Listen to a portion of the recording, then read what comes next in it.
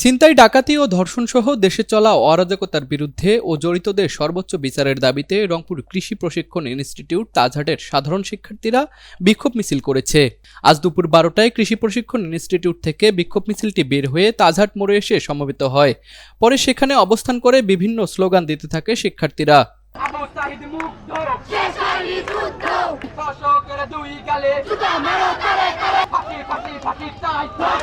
এ সময় শিক্ষার্থীরা দাবি জানায়, দ্রুততম সময়ের মধ্যে সকল অপরাধী ও ধর্ষকদের আইনের আওতায় এনে সর্বোচ্চ শাস্তি নিশ্চিত করতে হবে। আমাদের সমাজে কোনো নারী এখন মানে ভালোভাবে চলাফেরা করতে পারতেছে না, স্বাধীনতা পায়নি। আর এখন ক্রাইম এত বেশি বেড়ে গেছে যে বাসাতেও কেউ নিরাপদ না। এই জন্য আর কি ধর্ষকের বিরুদ্ধে আমরা এখানে মিছিলে বের হয়েছে আমাদের কলেজ থেকে, রংপুর তাজহাট এটিআই থেকে। তো আমরা এর শাস্তি চাই, সর্বোচ্চ শাস্তি চাই এবং চাই যেন নারী সমাজ নিরাপদ থাকে। মিঠাপুকুর উপজেলায় একটা চতুর্থ শ্রেণীর ছাত্রীকে যেভাবে নৃশংসভাবে নির্যাতন করা হয়েছে তার আমরা ফাঁসি যাচ্ছি, কিন্তু প্রশাসন ঠিকভাবে ব্যবস্থা নেয়নি।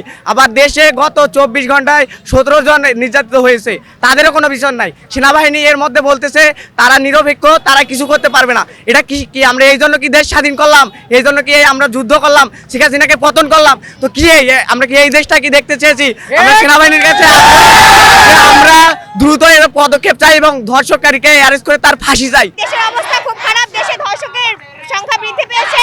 আমরা সাধারণ শিক্ষার্থী এবং সাধারণ জনগণ এই ধর্ষকের আক্রমণে পড়ছে। মানে স্বাধীনভাবে আমরা কেউ ঘোরাফেরা করতে পারছি না, সবসময় আতঙ্কে থাকি। তুষার আচার্য, RCTV, রংপুর।